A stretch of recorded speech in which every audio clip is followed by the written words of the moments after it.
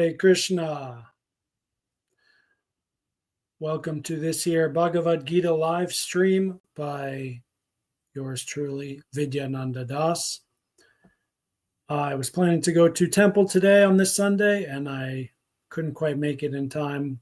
Too many things to do. So I'm doing this instead, which I prefer. We're doing chapter 10, verse 32 through 35. I read the verses very quickly in H.D. Goswami's translation. I've taken no notes, which is fun and I think prudent, as these verses are still continuing as we did last time. There's not actually that much purport for these, mostly just reading the verses, the 2 or 3 different translations of those, Prabhupada's purport, and hopefully an even shorter purport from me, and that'll be it. And then next week, there's one more verse cluster just like this, and then the verse cluster after that is the final one in the chapter. So let's get to it. I have to keep reminding myself to not look at myself, look at the camera thing. So I'm going to look at my background here. Okay. Please join me or not in glorifying and invoking the Absolute Supreme.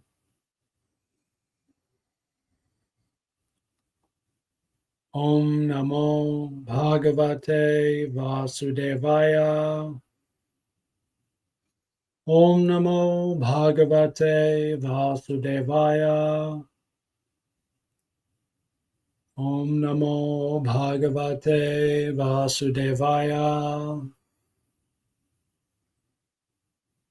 Om Ajnanatimirandasya Jnananjana Shalakaya Chakshur Unmilitam Yena Tasmai Shri Gurave Namaha. Yes, first, the literal translation by H.D. Goswami,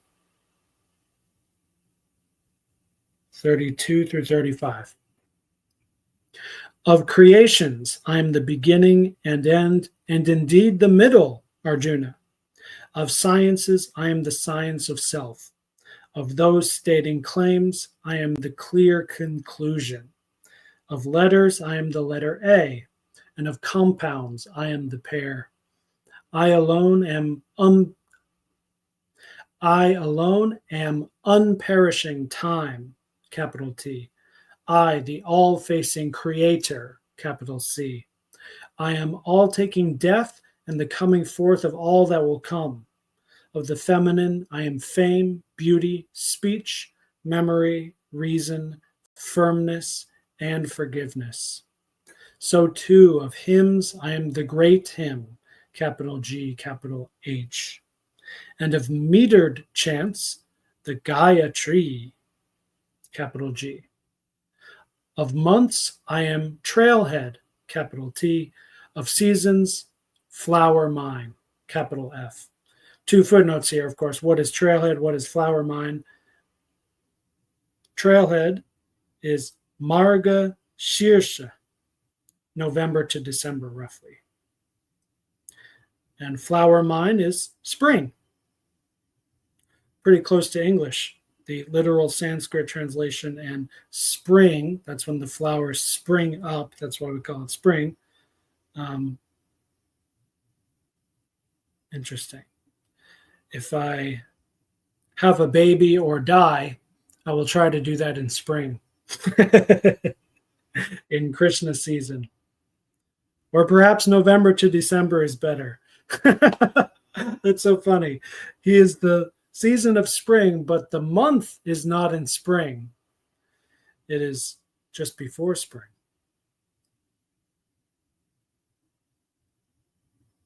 What is that? 2 months before spring, roughly? Something like that. So November to December, and then December to January, January to February. Let's say 3 months before spring is the month of Krishna. Trailhead. I believe that is Kartik also. Let's see. When is Kartika? October and November. Kartik is actually 1 month before Margashirsha, or Trailhead.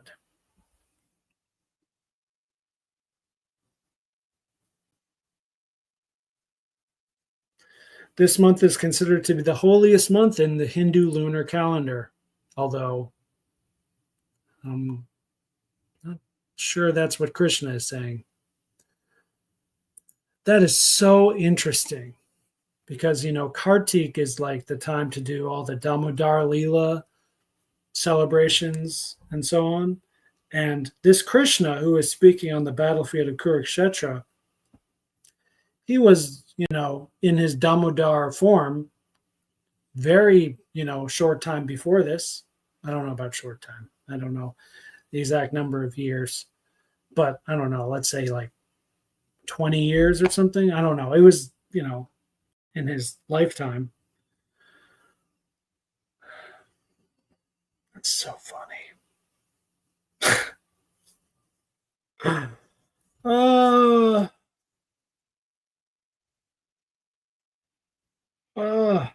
This is, I guess, just a peculiarity of history and of certain Vaishnav sects who decided that, to glorify Krishna in that time period of his Leela more than another time period. Now that I think about it, the Rasa Leela is probably even closer to Damodar Leela than Krishna as the charioteer on the battlefield. That was probably later than when he was really doing a lot of the cowherd boy stuff and Rasa Leela stuff, which is more, it is more personal. Get a more personal connection and sense of who Krishna is in that family setting, the toddler setting, the conjugal love setting, and so on. But if you want to learn his teachings, you should probably associate with Krishna in his teacher incarnation, which is what Bhagavad Gita is all about. So that's what we are doing here. Very well, on to the translation by Srila Prabhupada, verse 32. Of all creations, I am the beginning and the end, and also the middle, O Arjuna. Of all sciences, I am the spiritual science of the self, and among logicians, I am the conclusive truth. That's interesting. So there's one big difference here in translations is Prabhupada says among logicians, but H.D. Goswami said among conclusions or something like that. I am the end conclusion, something like that. Now in the Sanskrit, oh my gosh. Yeah, there's so many. I'm really curious about a lot of the Sanskrit words here, especially science of the self. That was the exact same translation for both authors. What is that in Sanskrit? Adhyatma vidya, spiritual knowledge. Vidyanam. No, wait.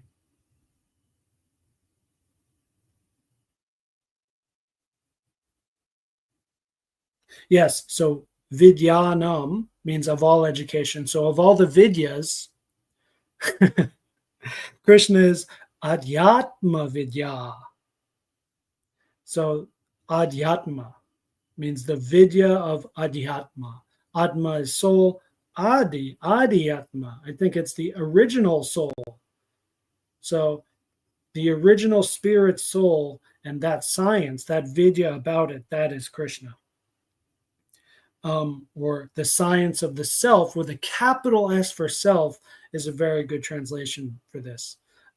If you don't capitalize the S in self, then you really want to elaborate and extend it more if you're doing this in English. If you're doing this in Sanskrit, you don't got to do nothing because Sanskrit is perfect by itself if you understand it by its own terms. But if you're always thinking about Sanskrit from your English point of view, from your modern point of view, from your incorrect point of view, then there's always going to be trouble. But if you take it literally and technically, and you look at the morphology of the words, which is what I'm doing, which is what Prabhupada is doing, that's why he didn't have to include all of this. He didn't have to include 4 different translations for every verse. He could have just said, here it is, here's the translation. But he's showing you how Sanskrit works without needing to teach you how Sanskrit works. This Bhagavad Gita by Prabhupada is not a erudite, linguistic enterprise at all. It's not like that at all. But for those who do want to know, it is here. It is plainly given, and not just because Prabhupada's nice or generous, because it is important for a lot of different reasons. So that's really cool. I'm glad. And then the final line, Vadaha pravadatam aham. Vadaha, natural conclusion. Pravadatam, of arguments, I am. So that's interesting. This is a perfect reason why Prabhupada gave both translations, because in the word for word translate, the literal translation, it is of arguments, I am the natural conclusion. And then the colloquial translation is, among logicians, I am the conclusive truth. That is really interesting. There's a big difference there. I wonder if Prabhupada actually, I don't want to go there. I really don't.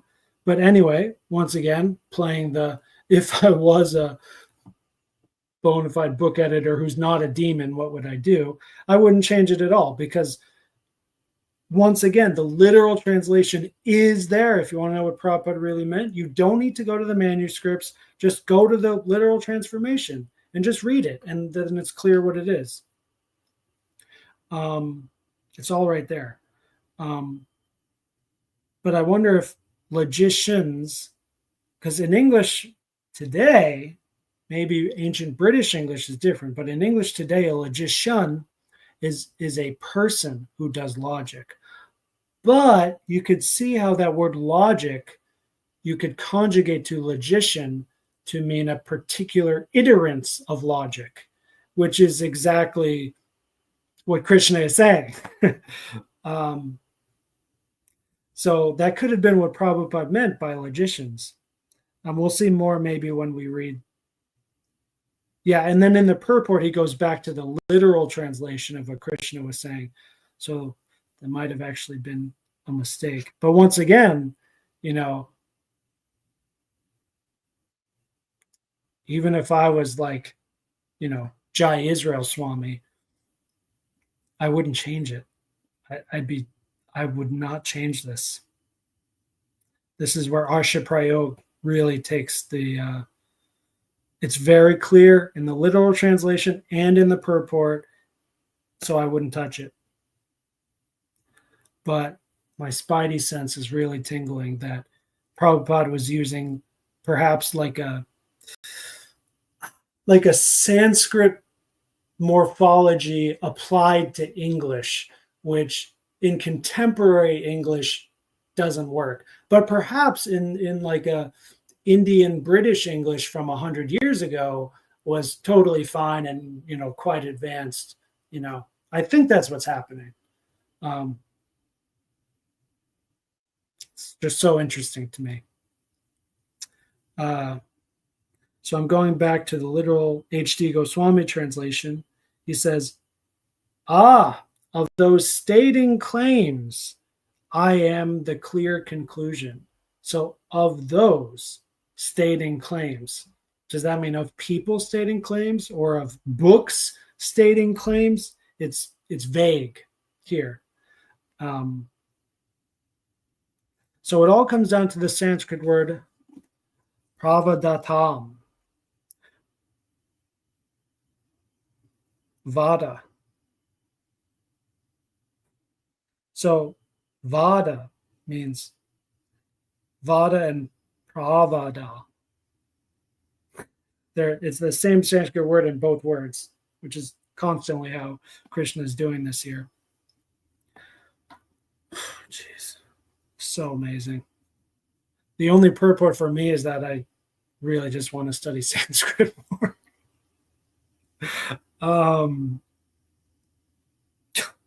So cool. So of arguments. That could, but yeah, so you could, I think with a lot of Sanskrit words and Chinese words and so on, there's so many different ways you can move it around when you're looking at the essential meaning. This pravadatam could include people making arguments, logicians, books making arguments, the arguments themselves. I think it means the whole thing. And of those whole things, Krishna says, I am vadaha, the conclusion of the argument. The whole point of the argument is not just to have fun, and that's where the West got wrong, and perhaps Socrates got wrong, is that, this is the whole point, is to just engage in the process. And this is why I like Aristotle more than Socrates, because Aristotle said, no, we did that. Socrates did that. Plato did that. And now we can summarize it to the conclusion. What is ethics? What is politics? What is biology? We can now synthesize and summarize everything and simply give it off so that people can do things with it.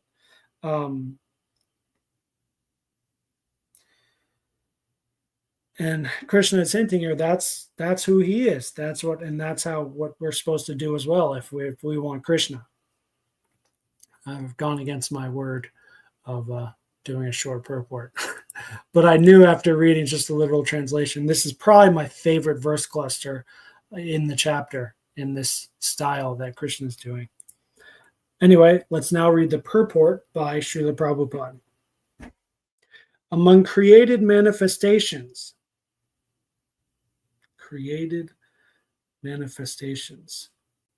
Interesting. That implies there are non-created manifestations. I'll let you meditate on that. The total material elements are first created by Mahavishnu and are annihilated by Lord Shiva. Brahma is the secondary creator. All these created elements are different incarnations of the material qualities of the Supreme Lord. Therefore, he is the beginning, the middle, and the end of all creation.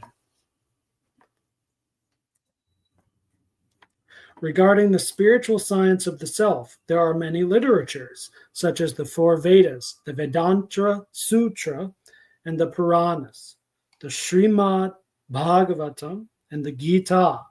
These are all representatives of Krishna. Among logicians, there are different stages of argument. The presentation of evidence is called japa. The attempt to defeat one another is called vitanda. And the final conclusion is called vada. Awesome. The conclusive truth, the end of all reasoning processes, is Krishna. So I see one evidence here for my theory about how Prabhupada's using this word logician, perhaps incorrectly, according to contemporary English standards, which to me means absolutely nothing. It's a garbage language. Who cares? Among logicians, there are different stages of argument. So does that mean? So it clearly indicates that, and I'm now going to the dictionary and just looking up logician. Is conjugating the word logic to mean a particular instance of logic. In the dictionary, it says noun, a person who is skilled in logic. That's it.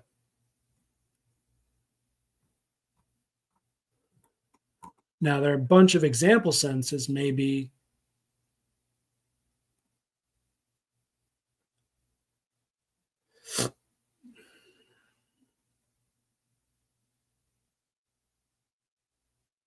Yeah, that's it. That's contemporary English. But British English or Indian English from 100 years ago, I don't know. We could still look into this to find the absolute truth of this non-absolute, totally mundane thing. We could find an old dictionary and see if logician used to also mean a logic, as opposed to logic in general, but like this is a logic, like if I say an argument and there's this other argument, we could say this logician versus that logician, conjugating the word logic to mean a quantitative argument, like an instance of a logic, as opposed to all of logic. That would make perfect sense. Once again, but what are we doing there? We're applying Sanskrit morphology onto contemporary English, which is an excellent mistake to make. And I urge all of you to make that same mistake, because Sanskrit morphology is superior, obviously. And it means, for Prabhupada and anyone else making such a mistake, you're like, it's like accidentally being celibate for 20 years. That's a beautiful mistake to do. So no judgment from me on this sense. It's fascinating. My grandfather, the master artist, made many such mistakes and paid the price for it. Yes. So there's one thing I have to write in my notes before I forget, because I'm going to go back to this later. 1032. The three, what does he call it? Stages of argument. Japa, Vitanda, Vada. And this is only in the purport we can find this. Nectar. Useful, so practical, these Sanskrit words, and or English too, because it's only three things that you can use for any kind of logic. And I was thinking about this, just meditating this before I did the stream today, how martial arts and philosophy are similar. There was also last night I was thinking about this. So there are some, most actually top level martial artists are also great philosophers by accident, because it's the same process. So japa, the presentation of evidence, that is like the bow before the bout starts. Hello, I am this man, black belt of karate, and then he bows. Oh, he is this man, a black belt of judo, and then they bow. And then vitanda, they fight. And then finally, vada, who wins? He is the winner. And so now we know that in this instance, judo has beaten karate. And then the next bout starts, and that same three stages repeat again and again. Exactly the same. No, essentially the same. Exactly very different. One involves violence, and so quite different in particulars. But in principle and in essence, the same. Yes. Verse 33. Of letters, I am the letter A, and among compounds, I am the dual word. I am also inexhaustible time. And of creators, I am Brahma, whose manifold faces turn everywhere. It's my favorite translation of this verse so far. Probably and I'm not just comparing that to H.D. Goswami's translation, but also probably the literal translation of Prabhupada, I will probably skip. Not because it's not important, just for me personally, those words like vidya in the previous verse and Vedanta, like all that stuff is just like very practical and relevant to me. And I really want to dig into that more. But for this verse, we'll just read the purport by Prabhupada, and if nothing else, we'll move on. Here's the purport. Akara, the first letter of the Sanskrit alphabet, is the beginning of the Vedic literature. Without akara, nothing can be sounded. Therefore, it is the beginning of sound. In Sanskrit, there are also many compound words, of which the dual word, like Rama, Krishna, is called dvandva. Sorry, dvandvaha, which is, now this is me talking, that is very similar to another Sanskrit word called dvandva, with no H at the end. Dvandva means duality, but which comes from the word dual or pair, right? But dvandvaha is a dual word in Sanskrit grammar here, according to Prabhupada. Rama Krishna, and a best example ever by Prabhupada, because then it immediately brings to mind all the other dual words that are Krishna himself, Sita Rama, Radha Krishna, and so on. So many. Godhead. Probably shouldn't have turned the AC off. It immediately got hot and sweaty. Anyway, back to Prabhupada. For instance, Rama and Krishna have the same rhythm and therefore are called dual.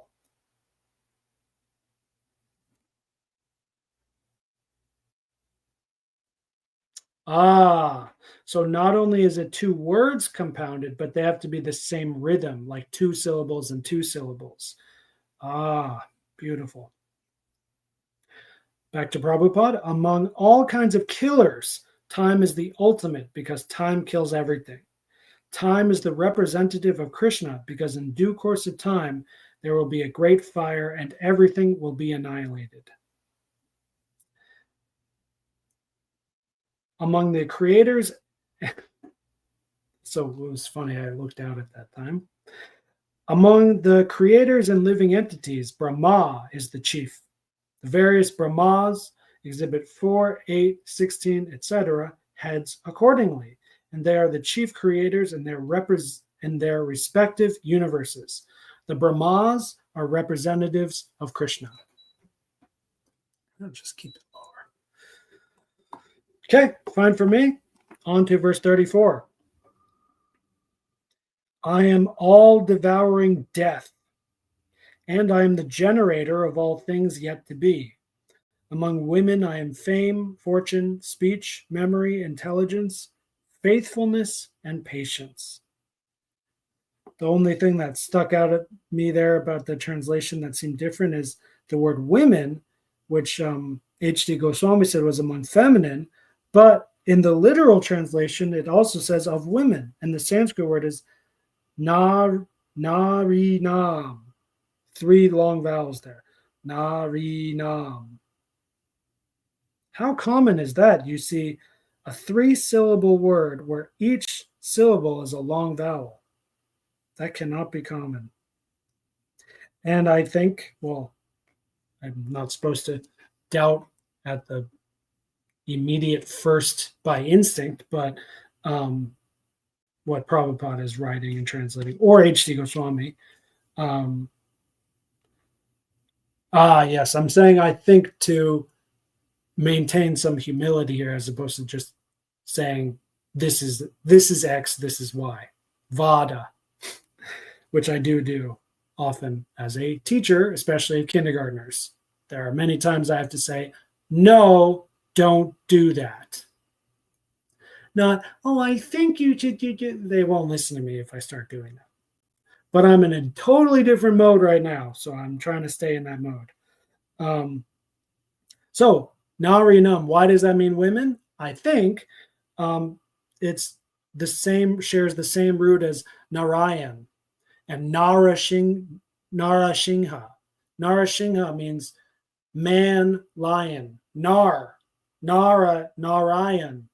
Nar, I think means man or person or woman. No, probably not woman, but it either means a human or a man. This could be where the English, which always bothered me, to be honest, of human and man and woman, where the male gender is like the essence of humanity kind of thing. Linguistically, I didn't like that. But that could actually be how Sanskrit works. Where nar is man and then enam is kind of conjugating it in the same way that in English, woman is man, and then woman is, you kind of change the man and then it's a woman. But this also, of course, directly corresponds to the Old Testament Genesis as well, where God took a rib out of the man and then there was woman. There could be some ancient Vedic thing just like that. And it's in the Sanskrit grammar as well. Maybe. I don't know. But it does seem evident that nar means either human or man, or both. And then therefore, narinam, it's only 3 syllables. So it's unlikely that it means feminine. It's more likely that it means actual women who happen to be feminine in nature. And so, of course, Krishna is mentioning feminine virtues. But these feminine virtues, I think we should understand, are applying to physical women, as opposed to in that first verse we read about arguments in theory, that an argument that can happen in a book or in a person, it can happen in many different instances. I think this is different. It seems Prabhupada, we haven't done the purport yet, but so far in the literal and colloquial translation, what Krishna is saying through Prabhupada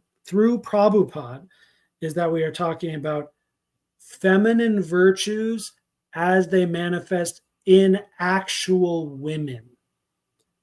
What does women mean?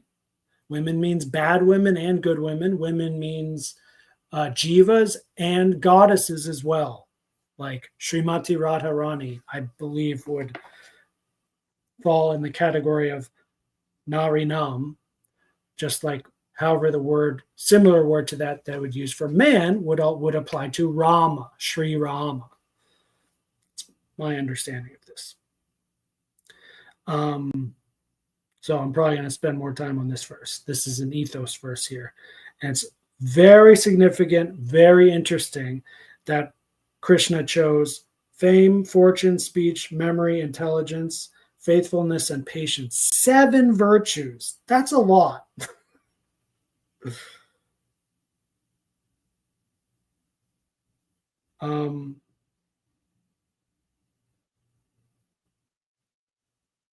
Now, let's look at the Sanskrit briefly. Fame, speech, beautiful speech, it actually says. Memory, intelligence, faithfulness, patience.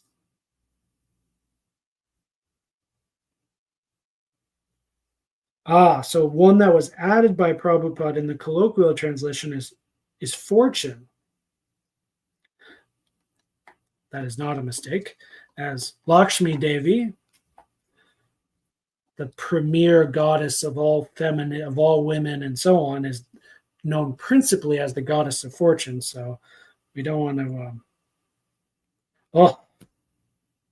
And then the Sanskrit for that, where it's connected, is Shri. Shrihiva means beautiful speech, but I'm pretty sure that word Shri can also mean fortune and auspiciousness. And that's why we do Shri before saying someone's holy name. Shri Krishna, Srila Prabhupada. The difference between Shri and Srila, I really don't know. I've always wanted to know that. My guess is that Srila is like junior Shri, but that doesn't mean there's less respect, because when you understand the servant of the servant of the servant doctrine, and that Guru is Sri Gurudev is the representative of Sri Godhead, Srila is same as Sri or higher than Sri. You can see it either way. Back to the ethos, the virtues here. So how I often deal with virtues is I literally imagine the ideal woman or man, and then reverse engineer from that their virtues, and then the words we use to talk about them, and then further reverse engineer it into daily habits you can practice and so on, to one day gain some of these virtues.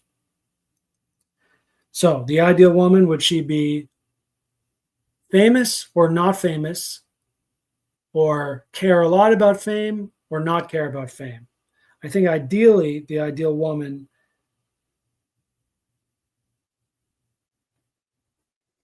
would be very famous, perhaps by accident. Perhaps she's not focusing on it that much, but she would certainly be well known. She would certainly be famous in that feminine sense, as opposed to perhaps honorable, which is similar for the ideal man. He's the most honorable man, which is similar to fame in that many men, among honorable men, they will see him as the most honorable. They will give him, he's the most well known, but perhaps not famous. Whereas the beauty of the ideal woman must, by nature or definition, also give her the most fame. Good and bad will come with that, as many women will tell you. Many beautiful women will tell you it's a blessing and a curse. Speech. This one's so interesting. I always had trouble with this because with my left brain masculine philosophy background, and logic and so on, I always thought, well, speech literally is logic. The word logos literally means speech, where we get the word logic. So let's also remind ourselves, Krishna said, what kind of speech? Beautiful speech, auspicious speech. And vak is where we get the word voice in English, perhaps even vocation. Anyway.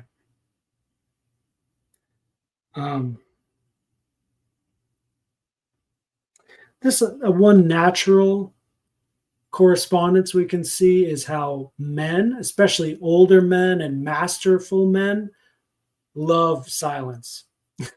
They do not love to speak. They love to just be quiet and not speak.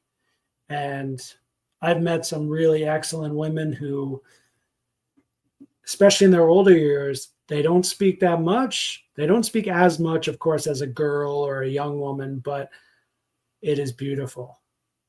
Each syllable kind of commands the ear. It's magnetic. It just kind of like, oh, what's she going to say next? I can start to see now how that's feminine and ideal, and why Krishna is using these particular words. Memory is so interesting. And I do think that's, as I expand spiritually and grow spiritually more and more, I now have experience of that.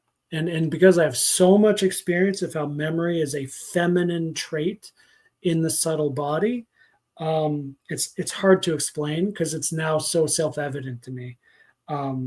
Especially short-term memory. I mean, there's so many things that I genuinely don't care about.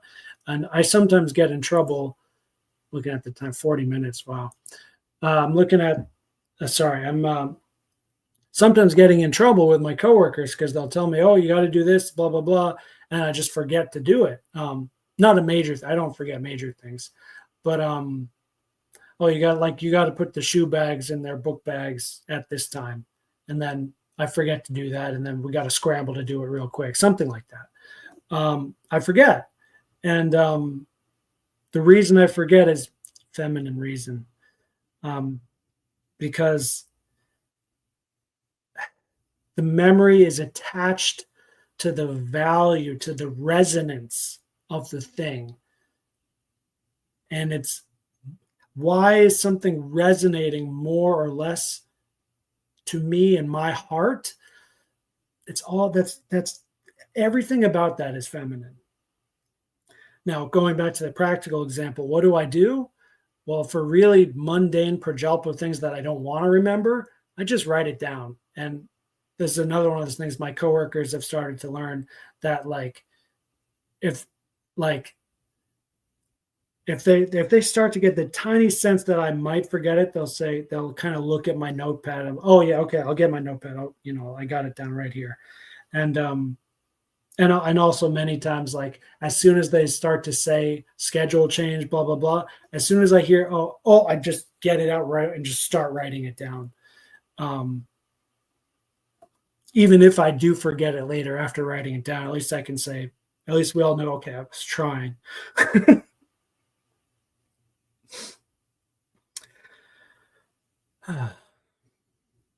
Intelligence. Now, the Sanskrit word is medha. I have never heard that Sanskrit word used for intelligence here.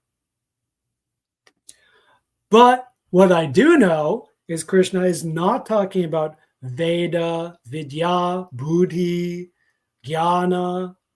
He's obviously not talking about those kinds of intelligences or chitta, because he didn't use that word. He used medha, and I don't know what that means. But obviously, of the many kinds of intelligences in Sanskrit or English or anything, of course, at least one of them is the ideal feminine intelligence. Done. Moving on. Faithfulness. Dhirtihi.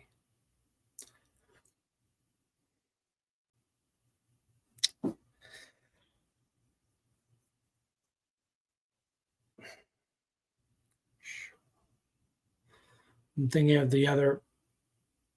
Is it Shravan? No. There's one Sanskrit word for faith, the most common word that I use, which is from a famous Bhagavad Gita verse. Let's see if I can somehow quickly find it. Let's just see what Google says.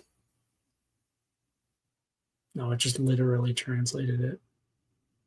Shraddha, that's it. So Google, that was really funny. Google Translate gave me Vishvasaha, but then the AI thing from Wikipedia says Shraddha, which literally means like putting your heart into something. And dha is the same here. The final DHA, I believe, is the same as the DH in dhirtihi, in this word here, faithfulness. Shraddha, I remember, as putting all of your heart in something. So, and herd in Hridayananda, herd is where we get the word heart.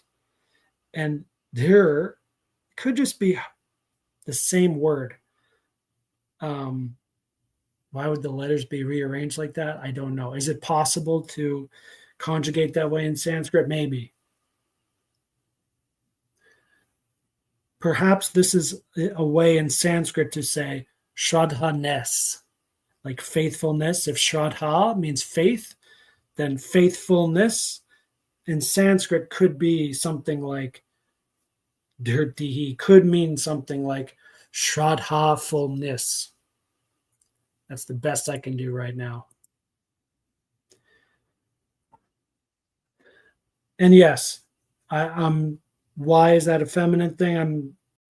That's much like the previous example. That's something that seems to be self-evident from practicing faithfulness for so many years now. The masculine nature can only get you so far. Like, you can use your masculinity to do your sadhana, to do it more, to push yourself to just do it. But the end effect of the sadhana, that's all feminine. That's fortune. That's given to you or not, depending on if you're worthy or not, really depending on your heart. And you can't push something like that. You can't just logically just, it's all feminine. That's all feminine. Patience. Ksama. Cha, cha, cha, KS and cha, cha. I guess it's X in English. Chama. Patience. It's definitely not rajasic to be patient. Like, the greatest king may have patience in some ways, but there are times when, just because he's a man and a great king, where he'll have to not be patient and say, no, do it right away. Like, let's go. So I think masculinity, especially virtue masculinity, does have patience, but it also has to be ready to switch on a dime and say, no, go ahead, kill him. Like, let's go. Let's not go. Let's stop. Like, it has to be able to switch, and also, and not only switch, but go all the way very straight in one way, and then switch, and then go all the way straight in another way. The feminine nature is multitasking. It's more like, we're going to kind of do everything and not please everyone, but, like, be equanimous kind of.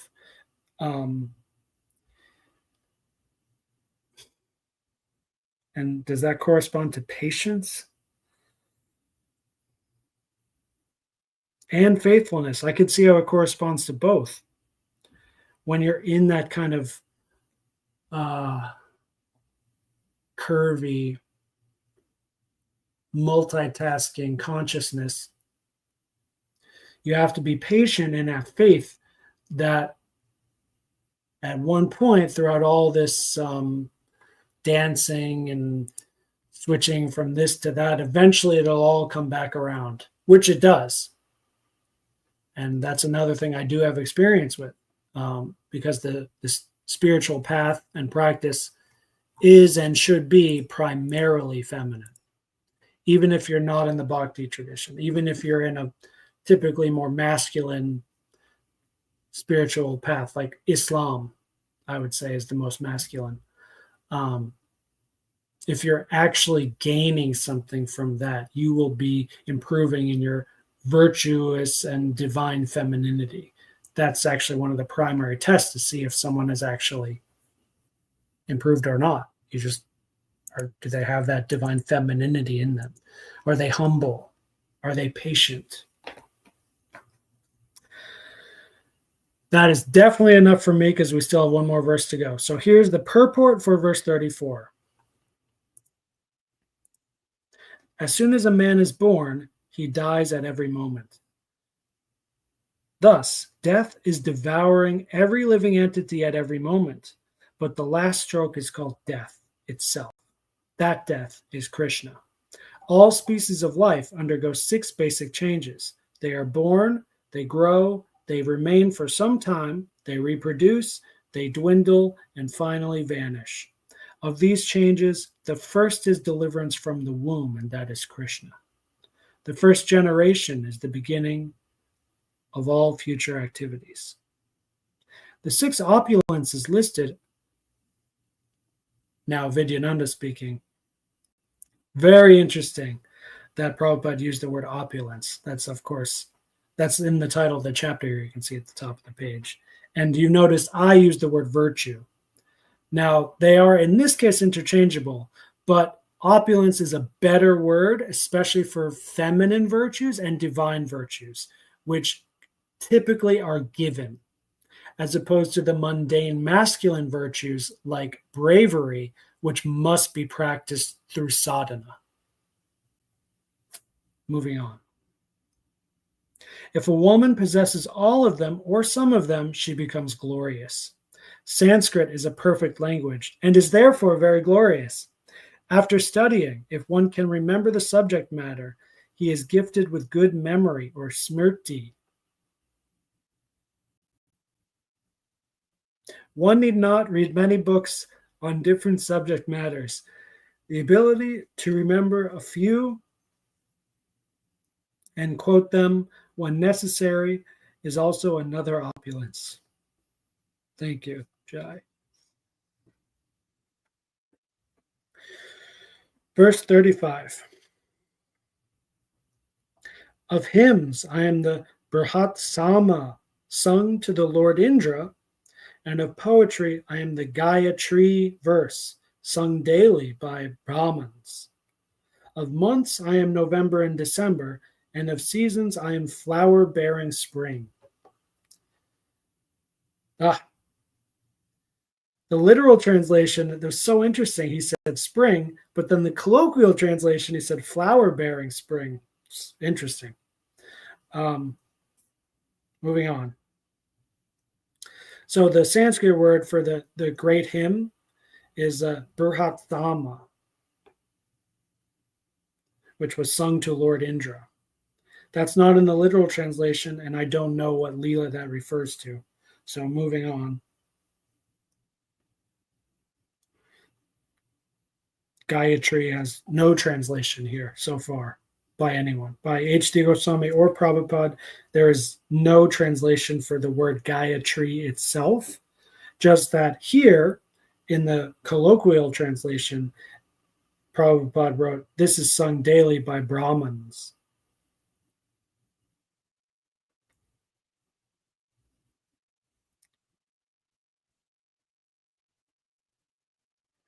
Although interesting that in both literal and colloquial translations, Prabhupada used the word poetry as opposed to hymns. Similar. I wonder if hymn might have been a better word here in this context.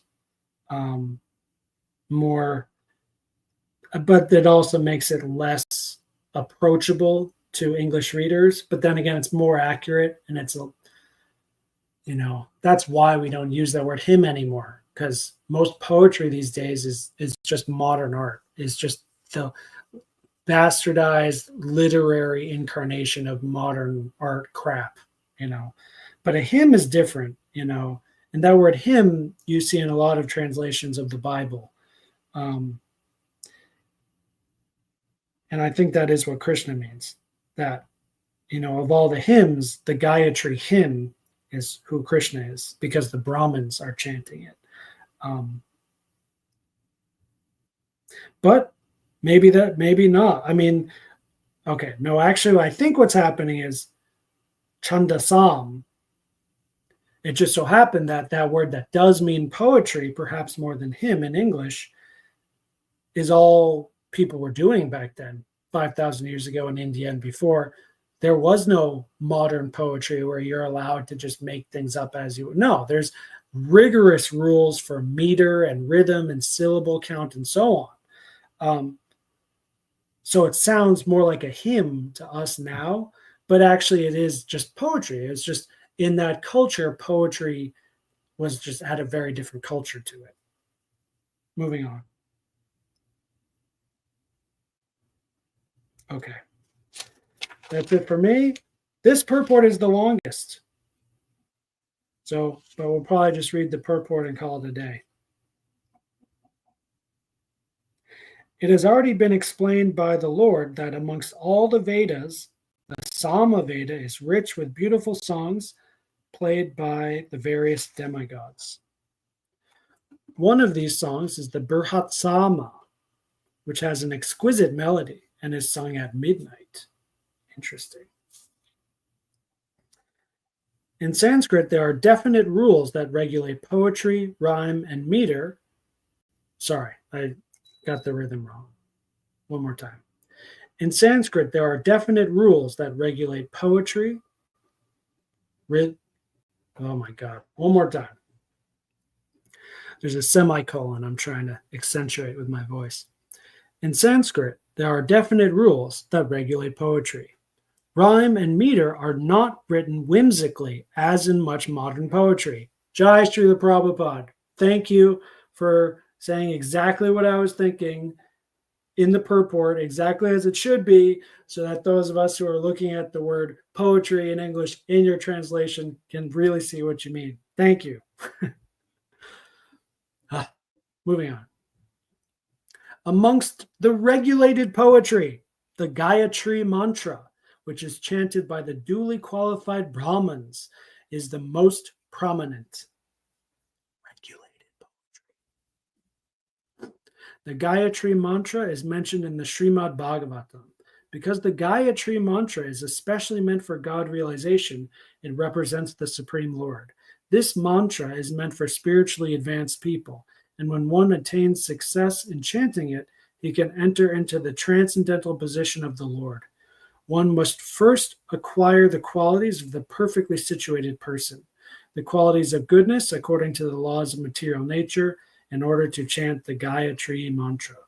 The Gayatri mantra is very important in Vedic civilization and is considered to be the sound incarnation of Brahman. Not Brahma, Brahman. Brahma is its initiator, and it is passed down from him in disciplic succession. Okay, and thank you also again, Prabhupada, for giving us, well, still we don't really have a translation of the word Gayatri, but now we know exactly what it is, what it means. Moving on. The months of November and December are considered the best of all months because in India, grains are collected from the fields at this time. So that's the harvest. That makes sense. And the people become very happy. Yes, like in many other cultures. Of course, spring is a season universally liked because it is neither too hot nor too cold, and the flowers and trees blossom and flourish. In spring, there are also many ceremonies commemorating Krishna's pastimes. Therefore, this is considered to be the most joyful of all seasons, and it is the representative of the Supreme Lord Krishna. Therein lies the conclusive end of this here Vidyananda Das Bhagavad Gita live stream at 1 hour long, just shy under an hour. I'm going to get out of here.